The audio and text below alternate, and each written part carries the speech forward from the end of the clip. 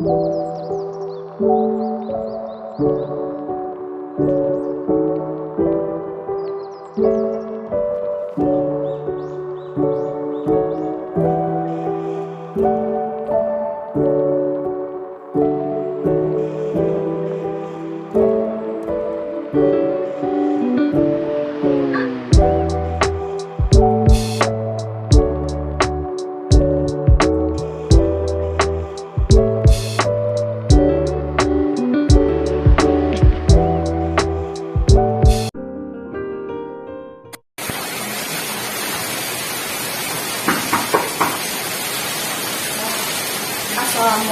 Bu. Waalaikumsalam, selamat siang, silakan masuk. Baik, terima kasih. Silakan duduk. Baik, sebelumnya kita perkenalan dulu ya. Nama saya Katria Sarati. Kalau boleh tahu ini dengan Mbak siapa? Baik Bu, perkenalkan nama saya Mika Widya. Baik, dengan Mbak Hani ya. Apakah sebelumnya Mbak Hani pernah melakukan konseling? Belum pernah Bu. Berarti ini merupakan konseling pertama Mbak ya? Iya benar. Baik, jadi sebelum kita melakukan konseling pada hari ini, saya akan sedikit menjelaskan tentang konseling itu sendiri agar nanti Mbak paham gitu ya apa yang akan kita lakukan pada hari ini. Baik Bu. Jadi begini, konseling yang akan kita lakukan pada hari ini itu namanya layanan konseling individu atau layanan konseling perorangan yang merupakan proses pemberian bantuan ya, dari seorang konselor.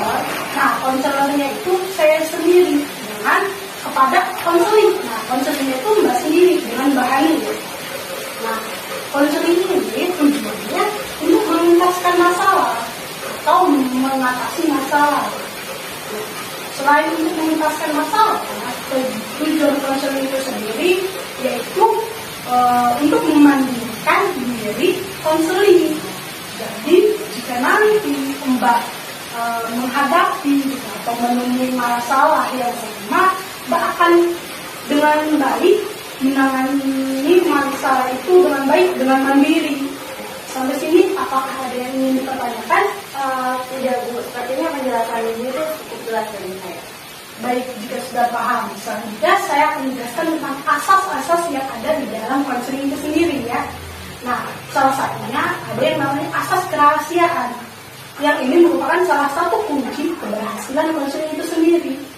Jadi, Mbak nanti nggak perlu khawatir gitu ya, atau takut untuk menceritakan masalah Mbak gitu ya, takut tersebar luas banyak orang. Karena kita seorang konselor memegang yang namanya asas kerahasiaan. Jadi kita akan secara penuh untuk menutup gitu ya rahasia atau masalah Mbak gitu ya dengan rapat.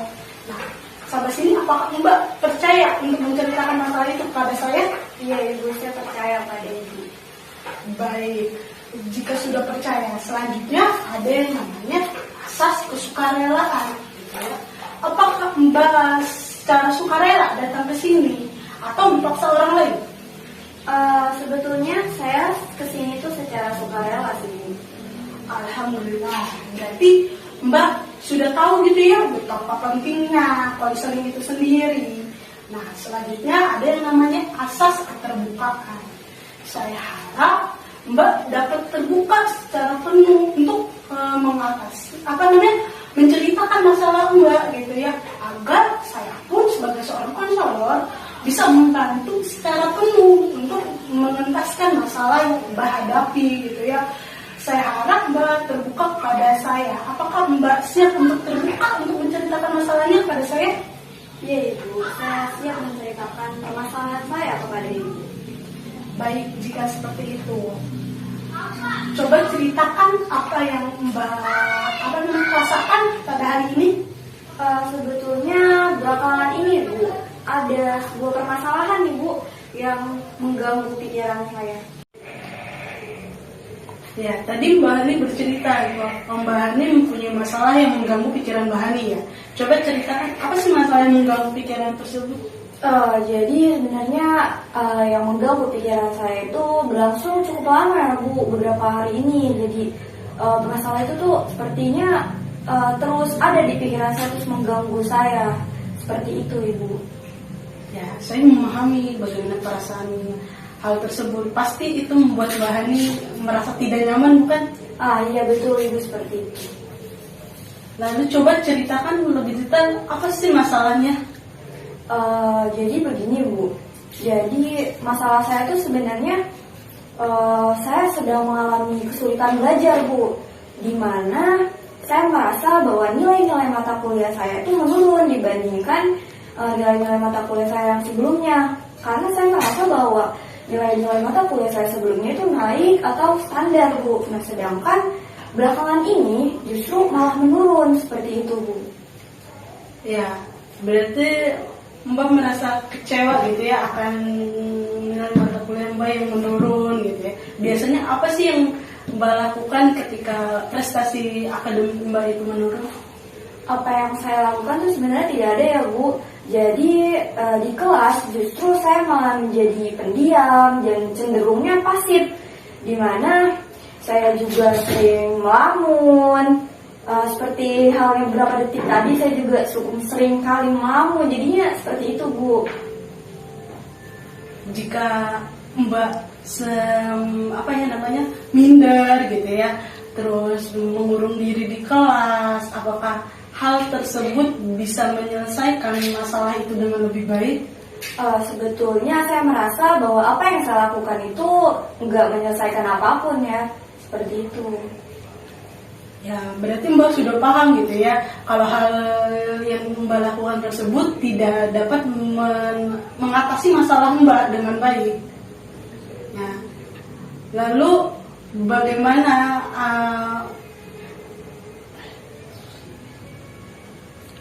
Iya Bu, jadi bagaimana ya kalau misalnya saya juga pernah mengatasinya lagi nih Bu. Mengatasi saya lagi dengan ingin sekali nih, rasanya ingin sekali saya bercerita kepada teman-teman saya. Namun saya tuh malah merasa malu nih Bu. Saya merasa malu karena apa? Karena saya merasa bahwa nilai-nilai mata kuliah teman-teman saya tuh justru lebih bagus Bu, lebih baik, lebih tinggi dibandingkan dengan nilai saya. Jadi saya tuh merasa minder jadinya, merasa insecure. Seperti itulah Ibu. Baik, sebelum kita lanjutkan pembicaraan ini, kalau bisa saya simpulkan, berarti masalah yang Mbak hadapi gitu ya, sekarang yang pertama Mbak merasa kesulitan belajar sehingga prestasi akademik Mbak menurun gitu ya. Iya betul. Dan terus tadi Mbak bercerita bahwa Mbak juga merasa malu atau minder dengan teman-teman Mbak gitu, insecure karena nilai prestasi teman-teman Mbak lebih baik gitu kan ketimbang Mbak. Nah iya betul Ibu, seperti itu. Terus apa sih masalah yang menurut Mbak penting di antara kedua masalah tersebut? Sebetulnya kedua masalah itu tuh sama pentingnya bagi saya. Namun untuk sekarang prioritas saya itu dalam kesulitan belajar, karena jujur saya itu kan bertujuan buat kuliah kan, buat meraih prestasi, buat membanggakan kedua orang tua saya, buat mencapai cita-cita saya. Namun masalahnya malah justru saya mengalami kesulitan belajar, seperti itu Ibu. Baik, berarti Mbak mempunyai tujuan dan cita-cita yang bagus gitu ya, yang luar biasa. Saya sangat menghargai cita-cita tersebut. Apa yang menyebabkan Mbak kesulitan belajar? Apakah ada faktor-faktor yang menyebabkan hal tersebut? Sebetulnya saya juga tidak begitu tahu Bu, apa sih sebenarnya yang menyebabkan saya mengalami kesulitan belajar. Baik, jika seperti itu, cobalah rubah gitu ya cara belajar Mbak gitu. Coba setelah selesai sholat subuh Mbak belajar di pagi hari, karena itu pikirannya masih fresh gitu ya, masih belum mikiran hal-hal lain, sehingga materi pun gampang masuk seperti itu. Apakah Mbak pernah mencoba belajar di pagi hari? Sepertinya belum pernah sih Bu, jadi mungkin saya akan mencoba apa yang Ibu katakan sih. Baik, jadi Mbak sudah memahami gitu ya bagaimana cara merubah cara belajar Mbak gitu, dengan salah satunya dengan mencoba untuk belajar di pagi hari. Ya. Iya Ibu, betul. Selanjutnya yang kedua masalah Mbak tentang Mbak minder gitu ya dengan teman-teman Mbak. Apakah masalah itu juga cukup mengganggu pikiran Mbak? Iya betul Bu, karena memang rasa insecure itu tuh terus ada ya Bu, jadinya masih gitu mengganggu pikiran saya seperti itu Bu. Bagaimana solusinya ya? Ya, segala sesuatunya itu tergantung pada diri kita sendiri. Ya, jika kita bisa membawa diri kita dengan baik, insya Allah teman kita pun akan menerima kehadiran kita dengan baik. Jadi cobalah untuk membuka diri, gitu ya, jangan menghindar dan cobalah untuk bergaul pada teman-teman Mbak gitu, agar Mbak pun merasa kehadiran Mbak dihargai. Gitu. Iya Ibu, saya setuju dan sepakat dengan pernyataan yang Ibu katakan gitu. Namun Bu, saya menyadari bahwa segala sesuatunya itu butuh proses. Jadi seperti apa Bu?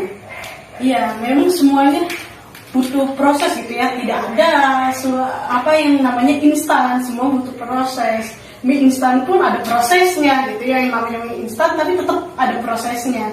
Jadi lakukanlah secara perlahan. Insya Allah jika usaha kita telah maksimal melakukan hal tersebut, apa yang ingin kita capai pun akan tercapai dengan maksimal. Baik Ibu, terima kasih banyak Ibu nih atas semua solusinya gitu Bu. Jadi saya mulai sekarang tuh cukup lega karena tadi seperti yang Ibu katakan bahwa kesulitan belajar itu harus ditangani dengan cara-caranya yang tadi seperti Ibu bilang. Terus tentang rasa insecure saya, sepertinya saya harus membuka diri seperti itu Bu. Jadi saya cukup merasa puas Bu dan lega gitu Bu. Jadi permasalahan saya tuh sepertinya sudah ditangani dengan baik. Terima kasih banyak Bu sebelumnya. Baik, berarti beban pikiran yang mengganggu pikiran Mbak selama ini sudah cukup merasa itu ya, lega gitu ya. Baik Ibu, terima kasih banyak Bu. Ya, jadi yakinlah kamu akan dapat meraih prestasimu dengan lebih baik gitu ya. Karena setiap manusia pasti memiliki suatu masalah. Tapi jangan jadikan masalah itu sebagai suatu keminderan, ya, ketidakpercayaan diri. Tapi jadikanlah masalah itu sebagai cambukan atau semangat untuk dapat meraih cita-cita dengan lebih baik. Iya Ibu, terima kasih banyak Bu atas motivasinya. Ya, apakah ada yang ingin diceritakan sama Mbak Hani kembali?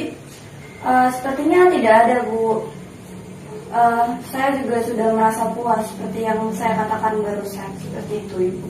Alhamdulillah jika seperti itu. Baik Ibu, mungkin karena masalahnya sudah selesai, saya ingin pamit ya Bu ya. Terima kasih banyak atas konseling hari ini Bu. Sama-sama, terima kasih juga. Baik, Assalamualaikum. Waalaikumsalam.